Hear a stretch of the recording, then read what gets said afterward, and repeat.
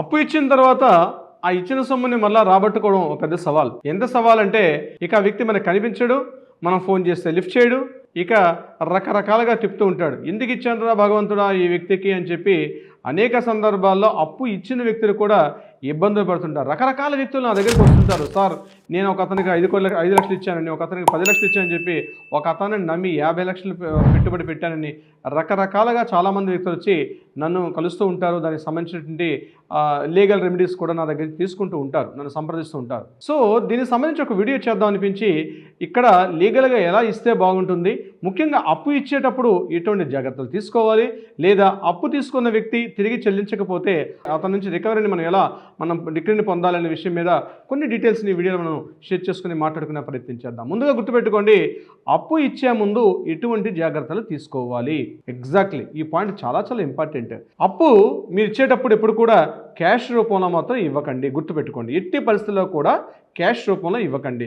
Cash రూపంలో ఇస్తే మళ్ళా రాబట్టుకోవడం చాలా కష్టం. అంటే అమౌంట్ ఎలా ఇచ్చారు అన్న చెప్పడానికి మీ దగ్గర సరైనటువంటి ఆధారాలు ఉండవు. చిన్న అమౌంట్ అయినా ఎంత పెద్ద అమౌంట్ అయినా సరే ఎట్టి పరిస్థితుల్లో కూడా క్యాష్ రూపంలో మాత్రం అమౌంట్ని ఇవ్వడం అనేది ఫస్ట్ మీరు అవాయిడ్ చేసుకునే ప్రయత్నం చేయండి. నెంబర్ 2, ఏదో ఒక పేపర్, ఒక చెక్ కానీ, ఒక ప్రామిసరీ నోట్ కానీ ఏదో ఒకటి తీసుకునే ప్రయత్నం చేయండి. ఏమీ చేయకుండా జస్ట్ వేగ్గా మీరు అతనికి అమౌంట్ ఇచ్చారు అంటే రికవరీ చేసుకోవడం చాలా ఇబ్బంది. రేపు కోర్టులో మనం పిటిషన్ వెళ్ళేటప్పుడు కూడా ఆధారాలు ఉండే అవకాశం కూడా ఉండదు. ఇంకొకటి, మీరు ఏదైనా ఒక అగ్రిమెంట్ రాసుకుంటున్నారు, అతనికి అమౌంట్ ఇచ్చే సందర్భంలో అగ్రిమెంట్ రాసుకుంటాను అనుకోండి, డీటెయిల్స్ అన్నీ కూడా క్లియర్గా రాసుకోండి. ఏ రోజు, ఎప్పుడు, ఎలా ఇచ్చారు అంటే ఫోన్పే చేశారా, గూగుల్ పే చేశారా, లేకపోతే అకౌంట్ ట్రాన్స్ఫర్ చేశారా, ఆ అకౌంట్ ట్రాన్సాక్షన్ ఐడి నెంబర్తో సహా క్లియర్గా రాసుకోండి.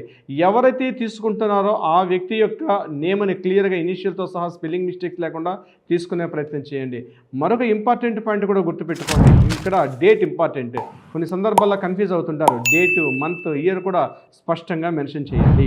మీరు ఒకవేళ అగ్రిమెంట్ రాసుకుంటే ఆ అగ్రిమెంట్ అతనికి ఇన్ని రోజుల్లో ఇస్తాడు, ఇన్ని రోజుల్లో తీసుకుంటాడనే విషయం మీద కూడా క్లియర్గా మెన్షన్ చేసుకోండి. ఇంతేకాకుండా అక్కడ ఏమైనా మీరు ఒక టెన్యూర్ అంటే ఇంట్రెస్ట్, ఒక ఇంట్రెస్ట్ మెన్షన్ చేసుకునేటప్పుడు గవర్నమెంట్ యొక్క లెక్కల ప్రకారం ₹2 మించి అక్కడెక్కడ కూడా మీరు మెన్షన్ చేయకూడదు. మెన్షన్ చేస్తే లీగల్గా మీరు ఇబ్బందుల్లో పడే అవకాశం కూడా ఉంటుంది. ఏ పర్పస్ మీద ఇచ్చారు, ఎలా ఇచ్చారు అనే విషయాన్ని కూడా క్లియర్ చేస్తూ అగ్రిమెంట్ని రాసుకోవడం చాలా ఉత్తమం. అగ్రిమెంట్ రాసుకుంటే కూడా గుర్తుపెట్టుకోండి, అబ్బా అగ్రిమెంట్ రాసుకున్నాను కదా ఇక ఎన్నాళ్ళకైనా నాకు అగ్రిమెంట్ వ్యాలిడిటీ అనుకుంటే అక్కడ మీరు చాలా తప్పులో కావాల్సిన వాళ్ళు అవుతారు. ఏంటి, అగ్రిమెంట్ యొక్క వ్యాలిడిటీ ఓన్లీ 3 years మాత్రమే. 3 సంవత్సరాల్లోగా మీరు ఇవ్వకపోతే అతని నుంచి మరలా అగ్రిమెంట్ని అగ్రిమెంట్ రాసుకునే ప్రయత్నం చేయండి. లేకపోతే రికవరీ కాకపోతే ఇమ్మీడియట్గా లీగల్గా స్టెప్స్ తీసుకునే ప్రయత్నం మాత్రం చేయండి.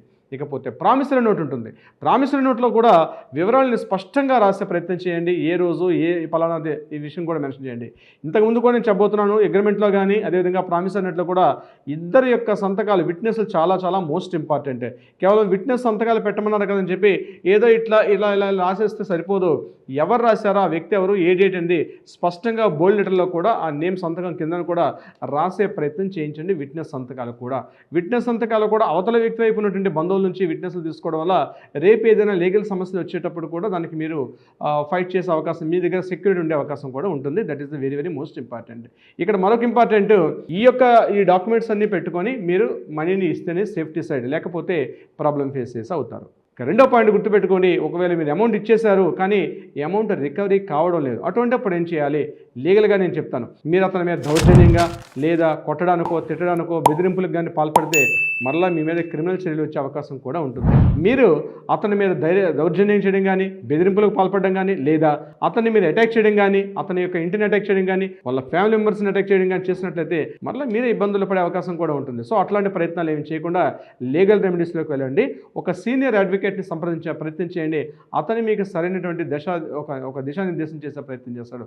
ఫస్ట్ వన్, ఇక్కడ 4 ఆప్షన్స్ ఉంటాయి. First one is the legal notice.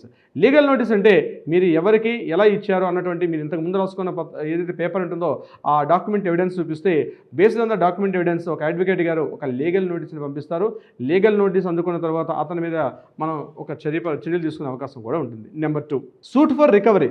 మీరు ఏదైతే అమౌంట్ ఇచ్చారో దాన్ని మనం ఛాలెంజ్ చేస్తూ అతనికి ఒక కేసు ఫైల్ చేయొచ్చు. రికవరీ సూట్ అని చెప్పి కోర్టులో దగ్గరగా ఉన్న సివిల్ కోర్టులో మనం రికవరీ సూట్ ఫైల్ చేసే అవకాశం కూడా ఉంటుంది.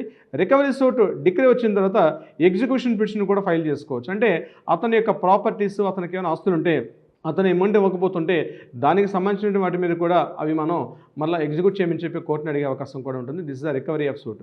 మూడవది ఐపీ, ఇన్సాల్వెన్సీ పిటిషన్ అంటారు. ఇన్సాల్వెన్సీ పిటిషన్ అంటే మీ ద్వారా అమౌంట్ తీసుకున్న వ్యక్తి ఏదైనా అతను పూర్తిగా ఐపీ పెట్టేసి అతను ఇదైపోతున్న సందర్భాల్లో కూడా దాన్ని మీరు ఛాలెంజ్ చేస్తూ అతనికి ఉన్నటువంటి ప్రాపర్టీస్ని ఎగ్జిక్యూట్ చేయమని చెప్పే అవకాశం కూడా ఇన్సాల్వెన్సీ పిటిషన్లో ఉండే అవకాశం కూడా మీకు ఉంటుంది. ఏదేమైనప్పుడు కూడా మీరు పోలీస్ స్టేషన్ వెళ్ళి కంప్లైంట్ చేసి ఇది సివిల్ కేసు కాబట్టి మేము తీసుకోమంటారు అనుకుంటారు, కానీ కొన్ని సందర్భాల్లో పోలీసుల దగ్గర అది క్రిమినల్ యాక్షన్స్ కింద కూడా వస్తుంది. అతను మీరు సంప్రదిస్తే పోలీసులు కూడా అతని మీద ఒక క్రిమినల్ ఎఫ్ఐఆర్ కూడా నమోదు చేసే అవకాశం ఉంటుంది. సో ఏదైనా గుర్తుపెట్టుకోండి ఫ్రెండ్స్, అమౌంట్ ఇచ్చేటప్పుడు చాలా మోస్ట్ ఇంపార్టెంట్. అప్పులు తీసుకోవడం చాలా ఈజీ, కానీ అప్పులు ఇచ్చేటప్పుడు మాత్రం 1కి 10 సార్లు ఆలోచించుకొని సరైన వ్యక్తులకి సరైన మార్గంలో ఇవ్వడం వల్ల మీరు ఇబ్బందులు పడకుండా మళ్ళీ మీ అమౌంట్ రికవరీ అయ్యే అవకాశం ఉంటుంది. లేని పక్షంలో మీ అమౌంట్ గోవిందా.